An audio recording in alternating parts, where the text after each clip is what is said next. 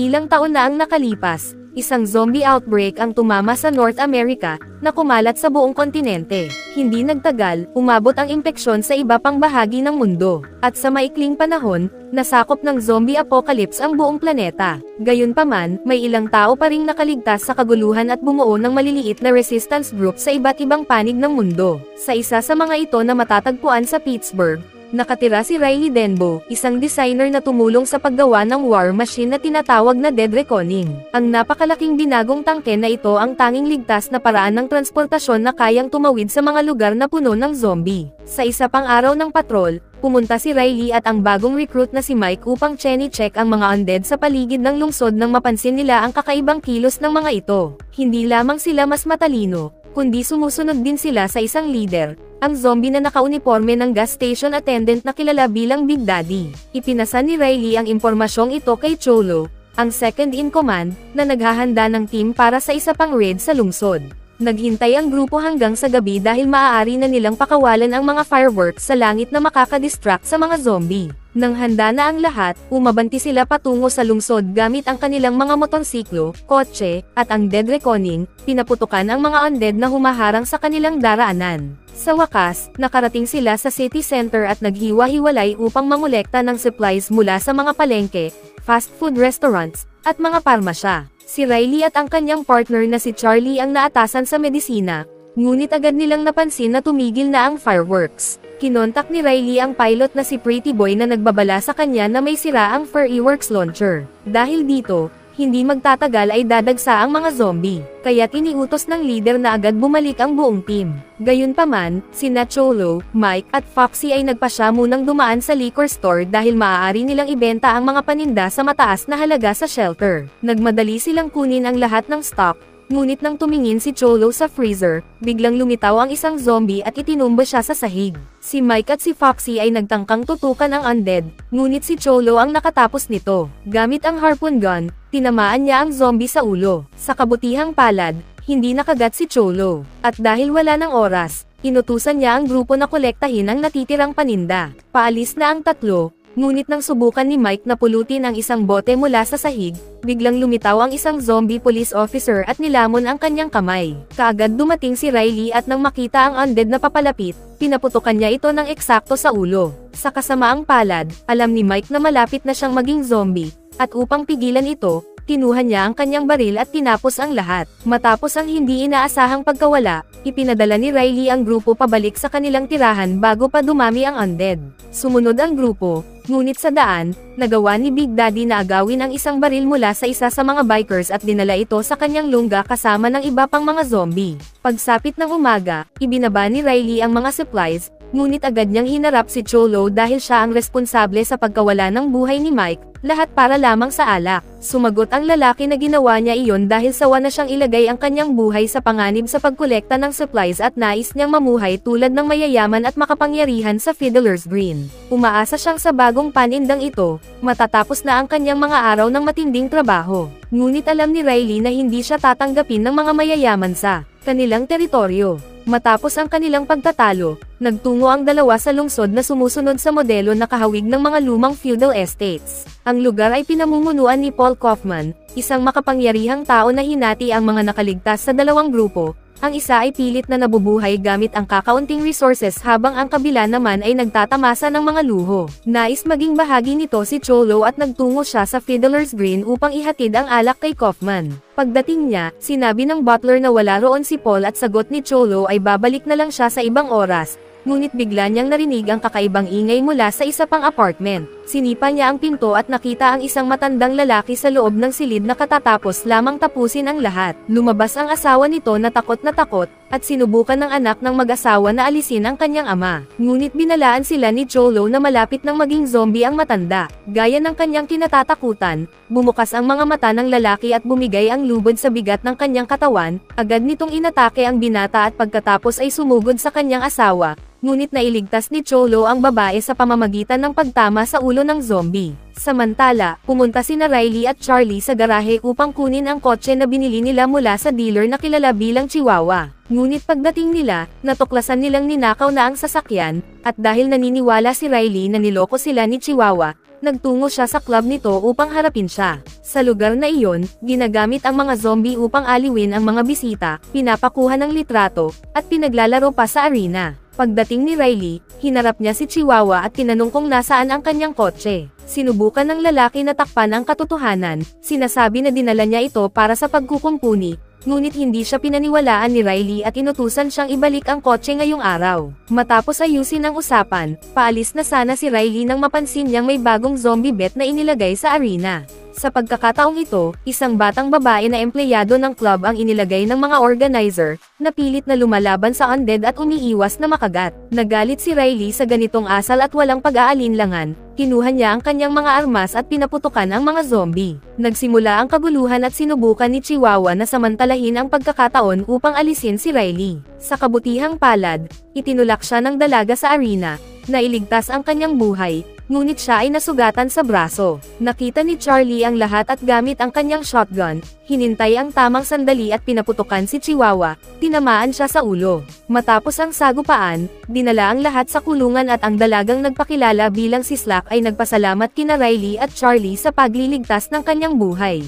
Tinanong niya kung ano ang ginagawa nila sa club at ipinaliwanag ni Charlie na bumili si Riley ng kotse dahil nais niyang makatakas mula sa lungsod. Umaasa siya na hindi naapektuhan ng outbreak ang Canada at balak niyang maglakbay doon sa sandaling mabawi niya ang kanyang sasakyan. Tinanong naman ni Riley kung bakit nauwi si Slack sa kulungan at sinabi ng dalaga na tumutulong siya kay Mulligan, ang leader ng resistance laban sa tiranya ni Kaufman. Nagpatuloy ang tatlo sa kanilang pag-uusap. Hindi nila alam na sa labas ng lungsod ay dumating na ang mga zombie na pinamumunuan ni Big Daddy. Isa sa kanila, nakasuot ng butcher uniform, ang gumawa ng butas sa pader at sa kabila nito ay nakita ang mga zombie na nakabitin ng patiwarik. Ginagamit sila bilang target ng mga sundalo para sa kanilang kasiyahan, bagay na lalong nagpagalit kay Big Daddy. At sa iba pang undead. Kinabukasan, nagtungo si Cholo kay Mr. Kaufman upang ibalik ang mga inumin na kinuha niya sa huling paglalakbay. Sinabi niyang nakakuha na siya ng sapat na pera upang bilhin ang kanyang apartment sa Fiddler's Green. Ngunit gaya ng babala ni Riley, tinanggihan ni Kaufman ang alok, sinasabing wala ng bakante. Alam ni Cholo na hindi ito totoo at hinarap niya ang kanyang boss, nagbanta na ilalantad ang mga plano nito. Hindi natinag si Kaufman at sinabihan siyang bumalik na lang sa ibang oras kapag kalmado na siya. Sa huli, tinawag ng lalaki ang isa sa kanyang mga gwardya upang samahan si Cholo, ngunit palihim niyang iniutos na alisin ito sa unang pagkakataon. Sa kasamaang palad para kay Kaufman, natanto ni Cholo ang kanyang balak at pagdating nila sa hagdan, itinumba niya ang gwardya at kinuha ang kanyang armas. Pagkatapos nito, ipinaalam ni Cholo sa kanyang grupo na nagbago na ang plano at aalis na sila sa lungsod, dala ang Dead Reckoning. Pagdating nila sa military base, humingi siya ng pahintulot sa commander upang kunin ang sasakyan, ngunit hiningi ng lalaki ang authorization document. Nagkunwari si Cholo na kukunin ito, ngunit handa na sanang bunutin ang kanyang baril nang bigla siyang makarinig ng putok mula sa malayo. Sinabi ng commander na ang kanyang mga tauhan lamang iyon na nagsasanay sa pagbaril, dalawa sa kanila ang nagpapaputok sa isang inflatable zombie dummy. Patuloy na nagsasanay ang sundalo ng makarinig siya ng ingay malapit at sinabihan ang kanyang kasama na tumahimik. Sagot ng lalaki ay wala siyang ginawa at itinuro ang spotlight sa bukid, ngunit laking gulat niya nang makita si Big Daddy na mabilis na lumapit sa kanya. Ilang sandali lang, tumunog ang alarma at nagbabala ang mga sundalo na may mga zombie sa harap ng gate. Agad na nagmadali ang mga snipers upang kunin ang kanilang mga armas at pinaputukan ang mga mananakop, ngunit nagsimulang magsiksikan ang mga zombie sa harap ng bakod hanggang sa tuluyan nila itong nabasag. Nang maging malinis ang daan, sumugod ang mga zombie patungo sa lungsod at agad nilang nilamon ang mga gwardya. Sinamantala ni Cholo ang pagkakataon at tinawag ang kanyang grupo upang tumakas, dala ang Dead Reckoning. Pagkalayo nila, hinantakan ni Cholo si Kaufman at sinabing nagbago na ang kanyang plano at hindi na siya mananatili sa Fiddler's Green. Ngayon ay humihingi siya ng $5 milyong na dapat dalhin sa pamamagitan ng bangka patungo sa port ng lungsod. Kung hindi ito gagawin ni Kaufman, mawawala sa kanya ang pinakamahalagang sandata, ang Dead Reckoning, at binigyan siya hanggang hating gabi upang magpasya. Matapos ang tawag, inutusan ni Kaufman ang kanyang mga tauhan na tawagin si Riley dahil kakailanganin niya ang tulong nito upang mabawi ang tangke na siya mismo ang gumawa. Ilang minuto lang, dinala si Riley sa harap ni Kaufman na nag-alok ng gantimpala kapalit ng pag-aalis kay Cholo at pagbawi sa Dead Reckoning. Tinanggap ni Riley ang alok, ngunit kapalit nito ay hiningi niya ang kotse na ninakaw sa kanya, pati na rin ang bala upang makapaglakbay siya patungong Canada kasama sina Charlie at Slack. Tinanggap ni Kaufman ang kasunduan, ngunit may kondisyon na hanggang hating gabi lamang si Riley upang ibalik ang tangke, kung hindi ay hindi siya babayaran. Matapos maisara ang kasunduan, dinala si Riley sa armory kung saan nakilala niya sina Charlie at Slack na voluntaryong sumama sa misyon. Bukod sa pagkolekta ng mga armas at kagamitan, ipinakilala rin sa kanila ang 3 mandirigma na ipinadala ni Kaufman. Nabuo na ang grupo at agad silang nagtungo upang maghanap ng sasakyan, ngunit natagpuan nilang wasak na ang military base. Napagtanto ni Riley na gawa ito ng mga zombie na papalapit na ng papalapit sa lungsod. Naniniwala si Manoli na protektado ang lugar dahil sa ilog na nakapaligid dito, ngunit pinaghihinalaan ni Riley na dahil mas matalino na ang mga undead, makakahanap sila ng paraan upang makatawid. Sa anumang kaso, kailangan nilang mabawi ang Dead Reckoning sa lalong madaling panahon, kaya't nagtungo sina Riley at Manoli sa warehouse upang maghanap ng karagdagang bala. Samantala, naghihintay si Slack kina Motown at Pillsbury na paandarin ang pickup truck gamit ang hot wire. Sa mga oras na iyon, inihahanda ni Charlie ang kanyang armas at tinanong siya ni Slack kung ano ang nangyari sa kanyang mukha. Ipinaliwanag niya na minsan siyang natrap sa isang sunog at nasira ang bahagi ng kanyang mukha, ngunit iniligtas siya ni Riley at mula noon ay nagpasya siyang protektahan ito gamit ang kanyang husay sa armas. Bigla na lang itinuro ni Charlie ang kanyang baril kay Slack na nagduda at ginawa rin ang parehong bagay. Sa huli, pinaputok ng lalaki ang kanyang baril, ngunit sa halip na tamaan si Slack, tinamaan niya ang ulo ng isang zombie na muntik nang kumagat sa dalaga. Samantala, sa warehouse, natagpuan ni Riley at Manoli ang mga bala, ngunit napapalibutan ito ng grupo ng mga zombie na abala sa pagkain ng kanilang biktima. Agad silang kumilos at pinaputukan ang mga ito ng eksakto, pagkatapos ay kinuha ang lahat ng kinakailangang bala. Nang handa na ang lahat, sumakay sila sa truck at handa nang umalis nang biglang maramdaman ni Manoli ang isang kamay na humahawak sa kanyang braso. Nakita niya ang isang zombie na tila walang ulo, ngunit sa katotohanan, nakatago lamang ang ulo nito sa likod. Itinulak ng undead ang kanyang ulo pasulong at nakagat ang braso ni Manoli. Agad na pinaputukan ni Riley ang nilalang at tinapos ito, ngunit alam ng lahat na nakatakda na ang kapalaran ni Manoli. Sa kalagitnaan ng kanilang paglalakbay, tinanong ni Slack kung gaano katagal bago maging zombie ang isang tao, at sagot ni Riley ay mas mababa sa 1 oras. Upang maiwasan ang anumang panganib, agad na kinuha ni Slack ang kanyang baril at binaril si Manoli bago pa nito mailagay sa peligro ang buong grupo. Matapos ang pagkawala na iyon, nagpatuloy sila sa paghahanap ng Dead Reckoning at natuntun ito ni Riley gamit ang tracker. Ngunit sa kalagitnaan ng biyahe, pinahinto niya ang sasakyan at ipinaalam kina Motown at Pillsbury na wala siyang balak ibalik ang tangke kay Kaufman. Malinaw niyang sinabi na kukunin niya ang kotse ni Cholo at tatakas gamit iyon, kaya kung may hindi sang-ayon ay maaari nang bumaba sa sasakyan. Ngunit binigyang diin niya na dumarami na ang mga zombie sa kagubatan at mas mabuting magpasya agad bago pa dumating ang mas marami. Dahil kakaunti ang pagpipilian, pumayag ang grupo at nagpatuloy sila sa kanilang paglalakbay sa paghahanap ng Dead Reckoning. Ang napakalaking tangke ay patuloy na lumalayo mula sa lungsod hanggang sa magpasya si Cholo na huminto at inutusan si Mouse, isa sa kanyang mga tauhan, na maghintay sa port ng lungsod. Naniniwala siyang tutuparin ni Kaufman ang kasunduan at ipapadala ang pera sa pamamagitan ng bangka bago maghating gabi. Sumang-ayon si Mouse at nagtago sa isang lumang barong-barong sa tabi ng ilog kasama ang kanyang baril. Lumipas ang ilang minuto nang walang senyales ng bangka mula sa lungsod at na-distract si Mouse sa pakikinig ng musika sa kanyang headphones. Bigla niyang narinig ang katok sa labas ng barong-barong at gamit ang kanyang skateboard ay nagtungo siya upang tingnan kung sino iyon. Mula sa bintana, nakita niya ang anino ng isang zombie na dumadaan malapit at nang hindi nagdalawang isip, pinaputukan niya ang nilalang. Ang problema, dahil sa ingay ay nakatawag siya ng mas maraming undead at sa loob lamang ng ilang segundo ay napalibutan si Mouse ng mga zombie na agad siyang nilamon. Pagkatapos nito, nagtipon ang grupo sa labas kung saan nakita nila ang isang malaking lawa na nakapaligid sa lungsod. Sa una, natakot silang tumawid, ngunit si Big Daddy ang unang nagpasya na tumalon at bumagsak sa gitna ng tubig. Akala ng lahat ay lumubog siya. Ngunit dahil hindi nalunod ang mga zombie, nagsimulang tumawid si Big Daddy sa ilog hanggang sa marating ang mababaw na bahagi. Ginawa rin ito ng iba pang mga zombie at hindi nagtagal ay nakarating sila sa lungsod, lubos na gutom at handang umatake. Malayo sa kinaroroonan, hindi na nakatanggap ng balita si Cholo mula kay Mouse at naniwala siyang hindi tinupad ni Kaufman ang kanyang pangako. Kaya inutusan niya ang kanyang mga kasama na ihanda ang mga kanya ng Dead Reckoning, dahil kung hindi niya matatanggap ang pera bago maghating gabi, ilulunsad niya ang mga missile laban sa Fiddler's Green. Natunton na ni Riley ang tangke at sinabi sa grupo na maghintay sa truck habang siya ay makikipag-usap kay Cholo. Pagkaalis niya, hiniling ni Slack kay Charlie na samahan si Riley dahil baka kailanganin nito ng tulong. Pumayag si Charlie at sumama. Ilang sandali lang, ginamit ni Pillsbury ang kanyang baril at tinambas si Motown gamit ang butt ng kanyang armas. Matapos malutas ang problemang iyon, umalis sina Pillsbury at Slack sakay ng kotse at pinanood sina Riley at Charlie na papalapit sa tangke. Nang makita ang kanyang dating kasamahan, inutusan ni Cholo na ihinto ang sasakyan at nakipag-usap kay Riley, na nagsabi na natagpuan niya ang dead reckoning gamit ang tracker. Nagulat si Cholo sa talino ng kanyang dating kaibigan at inutusan siyang pumasok sa tangke, ngunit agad din siyang tinutukan ng baril. Pinaghinalaan ng lalaki na galing si Riley sa utos ni Kaufman, at kinumpirma ito ni Riley, ngunit sinabi niyang may iba siyang plano. Sa gitna ng kanilang pagtatalo, lumampas na sa hating gabi ang orasan, kaya't nagpasya si Cholo na paputukin ang mga missile laban kay Kaufman. Binalaan siya ni Riley na kung gagawin niya iyon, pati ang kanyang mga kaibigan sa lungsod ay masasawi sa pagsabog, ngunit hindi na nais ni Cholo na muling makatakas ang leader.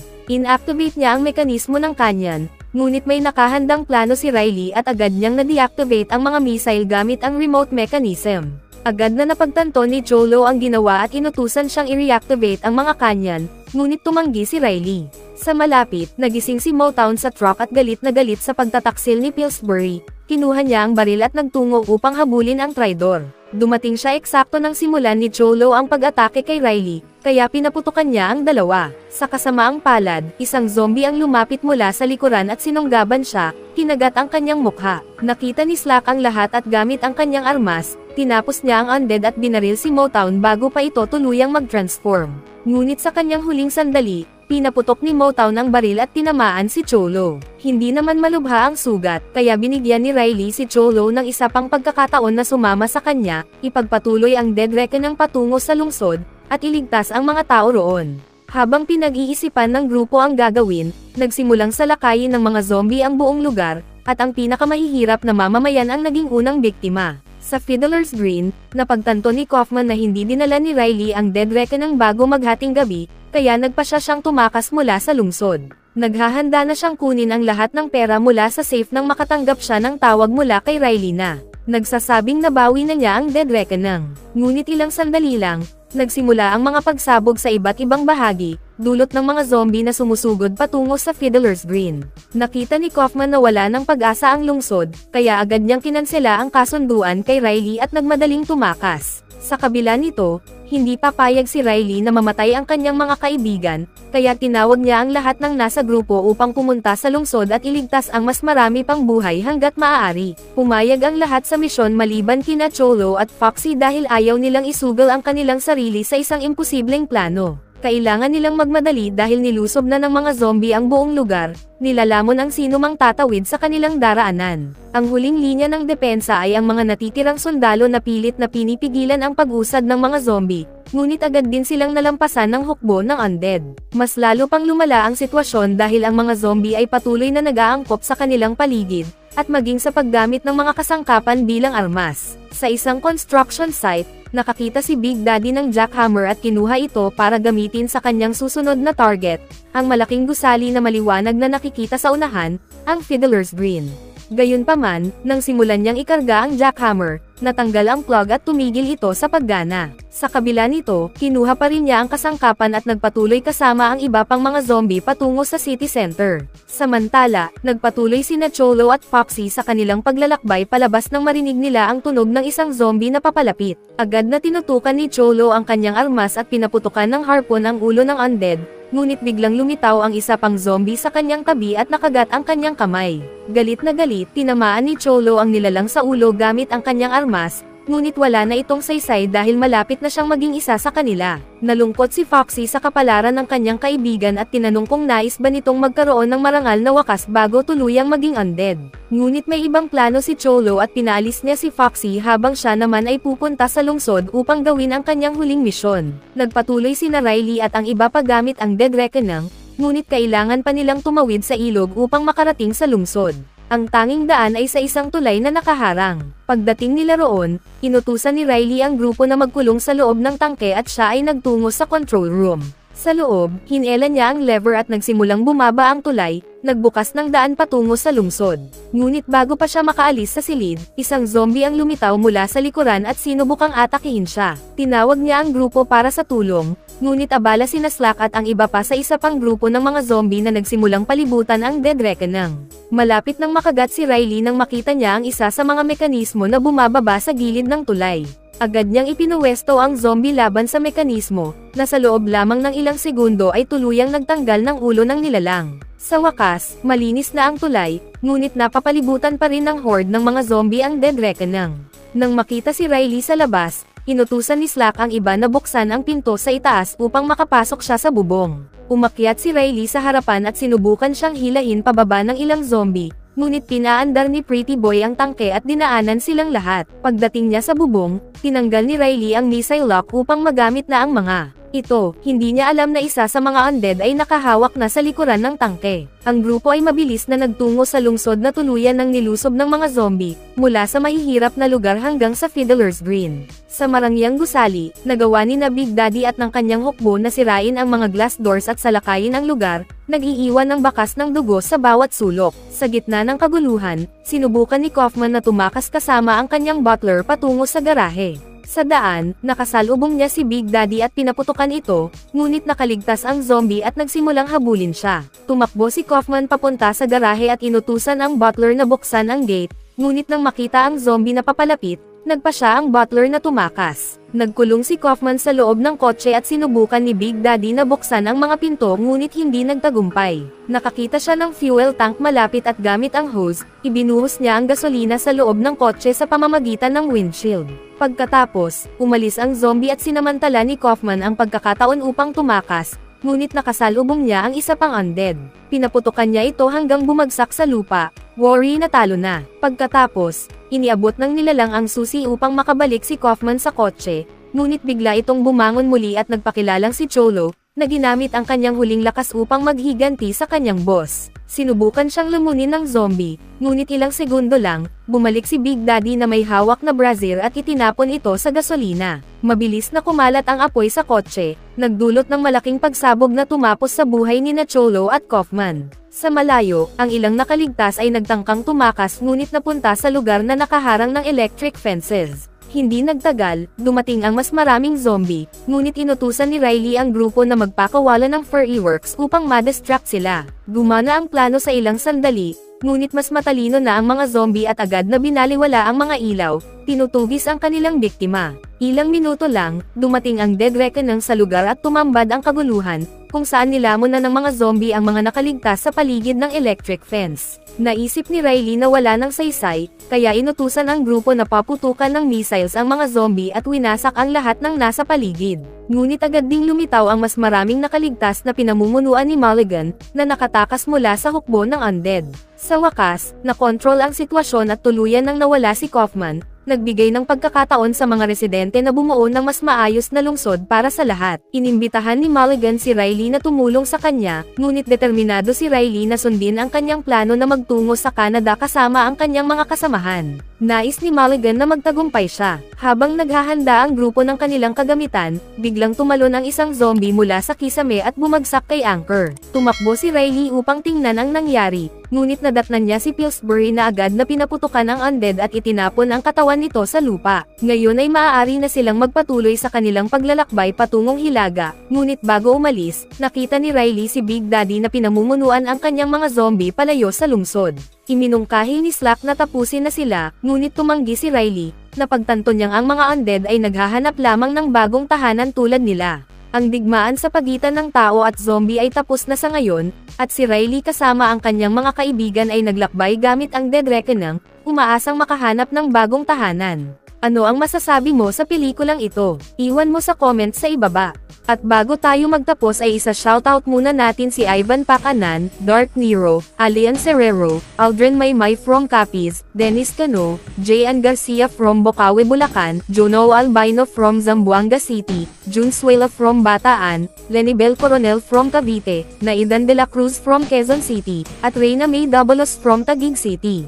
Mag-subscribe na kung hindi ka pa nakasubscribe, pindutin na rin ang notification bell at like button para sa marami pang movie recap katulad nito, at mag-iwan ng comment down below. And as always, thank you for watching.